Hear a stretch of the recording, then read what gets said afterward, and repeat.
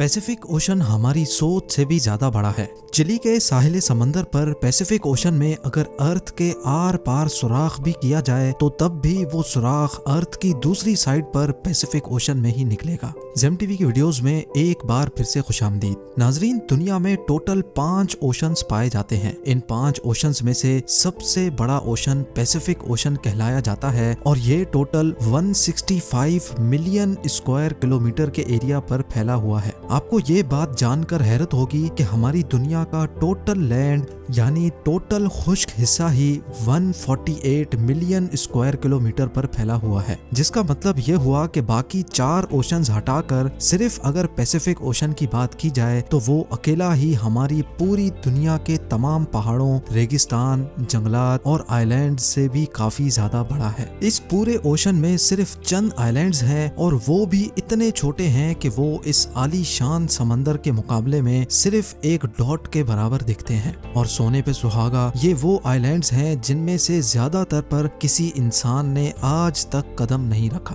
यानी कुल मिलाकर बात की जाए तो अगर कोई शख्स इस पैसिफिक ओशन में गुम हो जाए तो उसको ढूंढने का चांस लगभग ना होने के बराबर है। लेकिन आज आप एक ऐसे इंसान की रियल स्टोरी जानेंगे जो अपनी छोटी सी बोट पर इस पैसिफिक ओशन में गुम गया था, और वो भी सिर्फ 10 या 15 दिनों तक नहीं बल्कि पूरे 438 डेज तक। जी हाँ, इस शख्स ने एक्सीडेंटली एक ऐसा वर्ल्ड रिकॉर्ड बना लिया था जिसको शायद कोई चाहते हुए भी तोड़ना पसंद नहीं करेगा। समंदर में अकेले सबसे ज्यादा वक्त गुजारने का ये वर्ल्ड रिकॉर्ड जोज सेल्वडर एल्वरिंगा नामी एक शख्स ने बनाया था, जिसने समंदर में पूरे 438 दिन गुजारे और वो भी सिर्फ 7 फुट की छोटी सी बोट पर। लेकिन सवाल ये है कि आखिर 14 महीनों तक खौफनाक समंदर में ये अकेला जिंदा कैसे रहा। लेकिन इससे पहले हम ये जानेंगे कि ये समंदर में गया क्यों था।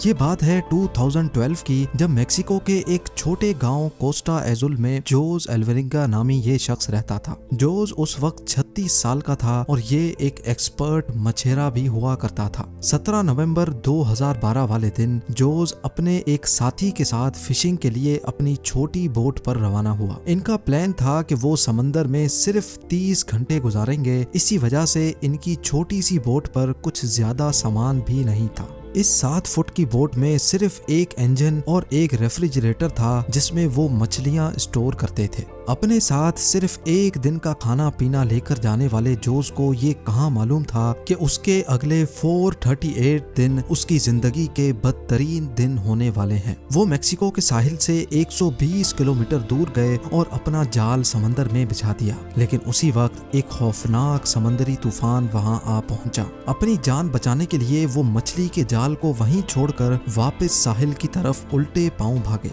पूरे 6 घंटे बोट को मुसलसल तेज रफ्तार में भगाते सुबह के 7 बजे वो साहिल से अब सिर्फ 20 किलोमीटर दूर थे और उनको अपना गांव नजर भी आने लगा था। वो इस तूफान को तो काफी दूर छोड़ आए थे, लेकिन अब उनकी किस्मत काम करना छोड़ गई थी। साहिल से सिर्फ 20 किलोमीटर की दूरी पर उनकी बोट का इंजन खराब हो गया था। अब ना ही उनके पास चप्पू थे और ना ही बोट की डायरेक्शन कंट्रोल करने वाला सेल, लेकिन उनके पास एक रेडियो था जिसके जरिए उन्होंने अपनी लोकेशन अपने बॉस को भेजी और उनके जवाब का वेट करने लगे। लेकिन उसके बाद जो हुआ वो हर मछेरे का घिनौना ख्वाब होता है। जी हाँ, अपने बॉस के जवाब का वेट करते करते उनके रेडियो की बैटरी भी जवाब दे गई और अब इन दोनों मछेरों का बाहर की दुनिया से कांटेक्ट खत्म हो चुका था। जोज एल्वरिंगा और उसका साथी अभी इसी शौक में थे कि अचानक वो हुआ जिसका बिल्कुल भी अंदाजा नहीं था। तेज हवाओं ने उनको वापस समंदर की तरफ धकेलना शुरू कर दिया था और जो साहिल उनको नजर आ रहा था वो आहिस्ता आहिस्ता उनसे दूर होता चला गया। उनके बॉस ने एक सर्च पार्टी भी बनाई और उनको पैसिफिक ओशन में भी ढूंढा, लेकिन अब बहुत देर हो चुकी थी, क्योंकि जैसे जैसे दिन गुजरते जा रहे थे जोज और उसके साथी का बचना काफी मुश्किल समझा जा रहा था।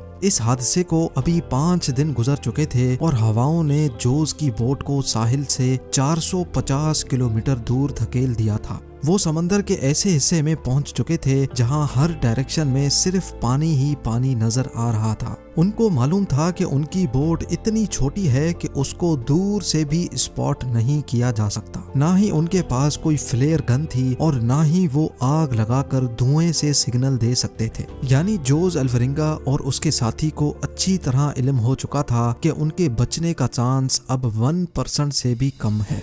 जो खाना पीना वो साथ लाए थे वो पहले ही खत्म हो चुका था, इसीलिए अब पेट भरने के लिए उन्होंने अपने हाथों से ही उन परिंदों को पकड़ना शुरू कर दिया जो उनकी बोट पर आकर बैठते थे, या फिर बोट के आसपास मौजूद मछलियों को पकड़कर कच्चा खाने लगे। समंदर का खारा पानी पीने से इंसान की मौत हो सकती है, इसी वजह से उन्होंने बारिश का पानी समंदर में तैरने वाली प्लास्टिक बोतल्स में जमा करके पीना शुरू किया। लेकिन जब बारिश कई दिनों तक नहीं पड़ती थी तब वो अपनी प्यास बुझाने के लिए मछलियों और टर्टल्स का खून पीते थे, और वो भी तब जब वो उनको पकड़ने में कामयाब होते थे। दिन गुजरते गए और फिर महीने। ये दोनों जिस मेंटल टॉर्चर से गुजर रहे थे वो इमेजिन करना भी हमारे लिए मुश्किल है। आखिरकार जोस अल्वरिंगा का साथी ये टॉर्चर बर्दाश्त ना कर सका और 4 महीनों के बाद उसने सुसाइड कर लिया। अब इस छोटी सी बोट पर बात करने के लिए भी जोस के पास कोई नहीं था और वो चारों तरफ घिरे इस समंदर में अकेला जिंदगी गुजारने लगा। मैप में देखा जाए तो एक अंदाजे के मुताबिक अब जोस पैसिफिक ओशन के इस हिस्से में मौजूद था और ये दुनिया का खामोश तरीन हिस्सा माना जाता है। हत्ता के यहाँ से कार्गो शिप्स भी कभी कभार गुजरती हैं। मेक्सिको के साहिल को छोड़े 6 महीनों से भी ज्यादा हो चुके थे और इस दौरान जोस ने अपने साथी को भी खो दिया था। इसी वजह से वो काफी ज्यादा फ्रस्ट्रेटेड भी हो चुका था। एक दिन जोस को दूर समंदर में एक कार्गो शिप गुजरती दिखाई दी। पिछले 6 महीनों में वो पहली शिप देख रहा था और ये मंजर देखते ही उसकी जिंदा रहने की उम्मीद वापस से जागने लगी। जोस ने कार्गो शिप की तरफ हर तरह के इशारे किए, लेकिन बदकिस्मती से शिप के क्रू को ये छोटी सी बोट नजर नहीं आई और देखते ही देखते उसकी जिंदा रहने की उम्मीदों पर एक बार फिर से पानी फिर गया। इमेजिन करें कि समंदर के बीचों बीच एक दिन मौत से लड़ने के बाद जब आखिरकार जान बचाने का आसरा मिले और वो भी इग्नोर करके चला जाए तो कैसा लगेगा। 11 महीनों के बाद जोस अपनी इस छोटी सी बोट पर 8000 किलोमीटर ट्रेवल कर चुका था। उसके कपड़े भी फट चुके थे और उसके पास खुद को सनलाइट से बचाने के लिए सिर्फ एक अंडर वेस्ट बची थी।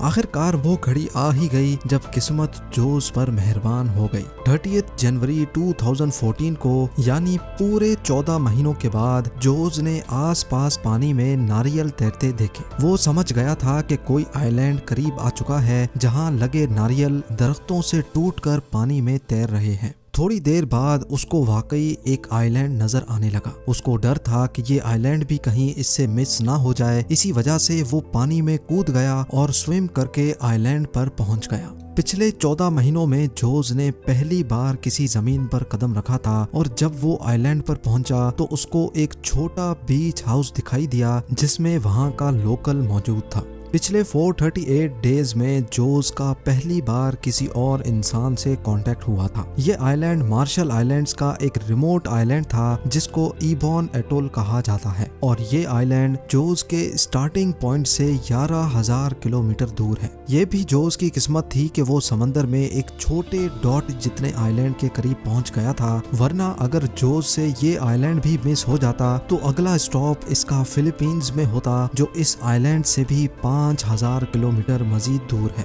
वहां से जोस को वापस अपने घर भेजा गया जहां पहुंचते ही एक और मुसीबत ने उसको घेर लिया। जी हाँ, वापस पहुंचने पर जोस ने 438 डेज के नाम से एक बुक पब्लिश की, लेकिन जोस पर अपने साथी को मारने का इल्जाम लगाकर उस पर केस कर दिया गया। वही साथी जिसने जोस के मुताबिक सुसाइड किया था। उम्मीद है जेम टीवी की ये वीडियो भी आप लोग भरपूर लाइक और शेयर करेंगे। आप लोगों के प्यार भरे कमेंट्स का बेहद शुक्रिया। मिलते हैं अगली शानदार वीडियो में।